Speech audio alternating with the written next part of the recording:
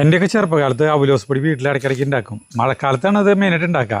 അപ്പോൾ ഈ കട്ടൻ ചായയും പിന്നെ ഈ അവലോസ് പൊടിയും കഴിച്ച് മഴയും കണ്ടുകൊണ്ട് ഇരിക്കുക എന്ന് പറഞ്ഞിട്ടുണ്ടെങ്കിൽ ഭയങ്കര രസമായിട്ടുള്ളൊരു കാര്യമാണ്. ആ അവലോസ് പൊടി നമ്മൾ ഉണ്ടാക്കുന്നത് കേട്ടോ. അപ്പോൾ പച്ചരി 2 മണിക്കൂർ വെള്ളത്തിലിട്ട് കുതിർത്ത് പൊടിപ്പിച്ചതാണ് ഇതിപ്പോൾ നമ്മൾ 2 കിലോ അരി പൊടിപ്പിച്ചതാണ് കേട്ടോ ഇത്.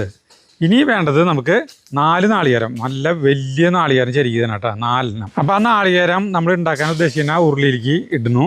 അത് നന്നായി ഉരുളിയിലിട്ട് ഇങ്ങനെയായിട്ട് തിരുമ്പണം. നന്നായി കണ്ട് ഇങ്ങനെയാണ്ട് കൈ കൊണ്ടാണ്ട് പീച്ച, എന്നിട്ട് അതിലേക്കാണ്ട് ഇട്ടിട്ട് തിരുമ്പി എടുത്ത് അത് നമ്മൾ ഒരു പാത്രത്തിലേക്കാണ്ട് മാറ്റണം കേട്ടോ കംപ്ലീറ്റ്. ഇനി ആ പാത്രത്തിലേക്ക് അരിപ്പൊടി ഇട്ടിട്ട് അതിൽ നിന്ന് ഒരു 2-3 ടീസ്പൂൺ അരിപ്പൊടി ഇങ്ങോട്ട് തിരിച്ചെടുക്കുക. അതിലേക്ക് നമ്മൾക്ക് ഈ അവലോസ് പൊടിക്ക് ആവശ്യമായിട്ടുള്ള ഉപ്പില്ലേ അതങ്ങോട്ട് ചേർക്കണം. എന്നിട്ട് അതങ്ങോട്ട് ഒന്ന് മിക്സ് ചെയ്യുക. ആ പൊടി വീണ്ടും ഈ ഉരുളിയിലേക്ക് ഇട്ടിട്ട് അതിലിട്ടിട്ടാണ്ട് നന്നായി ഇളക്കി ചേർക്കാം. പിന്നെ വേണ്ടത് 3-4 പിടി ചെറിയ ഉള്ളി കേട്ടോ. അതിൽ ഉള്ളി കൂടുതലെടുത്താലും കുഴപ്പമില്ല, ടേസ്റ്റാണ്. അതിലേക്ക് നമ്മൾ ഒരു 2-3 കതിര് വേപ്പിലിട്ടിട്ട് അത് നമ്മൾ മിക്സിയിലൊന്ന് ചെറുതായിട്ടൊന്ന് ചതച്ച് കൊണ്ടുവരണം. കണ്ട ഇങ്ങനെ ചതച്ചത് ഇതിലേക്കാണ്ട് ചേർക്കാം. പിന്നെ ഈ നാളികേരം നമ്മൾ ഇങ്ങനെ മുന്നാക്കി വെച്ചിട്ട് അത് ചേർക്കാം. പിന്നെ 2-3 ടീസ്പൂൺ എള്ള്, കറുത്ത എള്ള്, പിന്നെ 2 ടീസ്പൂൺ നല്ല ജീരകം, അതും ഇതിലേക്ക് ഇടാം. ഇനി ഇത് നമ്മൾ നന്നായി തിരുമണം. ഈ തിരുമണയിലാണ് ഇതിൻ്റെ ടേസ്റ്റ് മുഴുവൻ കിടക്കുന്നത് കേട്ടോ. അത് 2 കൈ കൊണ്ടാണ്ട് തിരുമ്മ. ഒരു 10 മിനിറ്റൊക്കെ ഇട്ട് തിരുമാട്ടാ. തിരുമ്മി കഴിഞ്ഞാൽ ഇങ്ങനെയാണ്ട് ഇതാണ്ട് പൊത്തി വയ്ക്കുക. ഇങ്ങനെ നന്നായി പൊത്തി വെച്ചിട്ട് വേണമെങ്കിൽ നമുക്ക് 1 മണിക്കൂർ മൂടി വയ്ക്കാം. അത് കഴിഞ്ഞിട്ട് വീണ്ടും നമുക്ക് ഇത് വീണ്ടും എടുത്തിട്ടൊന്ന് ഒന്നുകൂടി നന്നായി ഒന്ന് തിരുമ്മാം. അത് ആവശ്യമുള്ളത് ചെയ്താൽ മതിട്ടാ. അല്ലെങ്കിൽ ഇപ്പോൾ ചെയ്യണം നിർബന്ധമൊന്നുമില്ല, വേണമെങ്കിൽ ചെയ്താൽ നല്ലത്.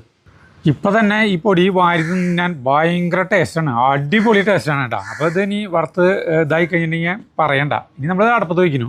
അടുപ്പത്ത് വെച്ച് ഞങ്ങൾ ഇളക്കാൻ തുടങ്ങിയപ്പോഴാണ് ഒരു കാര്യം മനസ്സിലായത്. ഈ പാത്രം ഞങ്ങളുടെ ചെറുതായിരുന്നു. സരിത പറഞ്ഞു വേറെ പാത്രം മതിയെന്ന്. അപ്പം നമ്മൾ ഇതിൽ നിന്ന് പകുതി എടുത്ത് മാറ്റാണ് കേട്ടോ. മാറ്റി വെച്ച പൊടി കൊണ്ട് നമുക്ക് വേണമെങ്കിൽ കൂട്ടുണ്ടാക്കാം, അല്ലെങ്കിൽ അതുകൊണ്ട് വീണ്ടും അവലോസ് പൊടി ഉണ്ടാക്കാം. ഫ്രിഡ്ജിൽ വെച്ചാൽ മതിട്ടാ. ഇപ്പോൾ അത് ഇളക്കിക്കൊണ്ടിരിക്കുക, നന്നായി ഇളക്കിക്കൊണ്ടിരിക്കണം കേട്ടോ.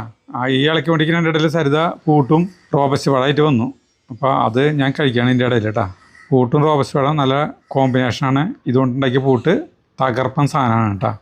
അപ്പോൾ ഈ അവലോസ് പൊടി നന്നായി ഇളക്കി കറക്റ്റ് തീയായിരിക്കണം കേട്ടോ. അപ്പോൾ ഇത് പാകത്തിനായിട്ട് വരും. ഇതിൽ നാളികേരം കൂടുതലുള്ള കാരണം, ഉള്ളിയും കൂടുതലുള്ള കാരണം ഈ ഉരുണ്ട മണികൾ ഇത്തിരി കൂടുതലായിരിക്കും. ചില അവലോസ് പൊടി നമ്മൾ കടയിൽ നിന്ന് വാങ്ങിക്കുമ്പോൾ അങ്ങനെ മണികളൊന്നും അധികം ഉണ്ടാവില്ല. അതിലൊന്നും ഇങ്ങനത്തെ ഇതുകളൊന്നും നന്നായി ചേർക്കില്ല. അപ്പോൾ നമ്മൾ അടിപൊളി അവലോസ് പൊടിയാണ് ഉണ്ടാക്കിയത്. നിങ്ങളെല്ലാവരും ഉണ്ടാക്കി നോക്കിയോ കേട്ടോ.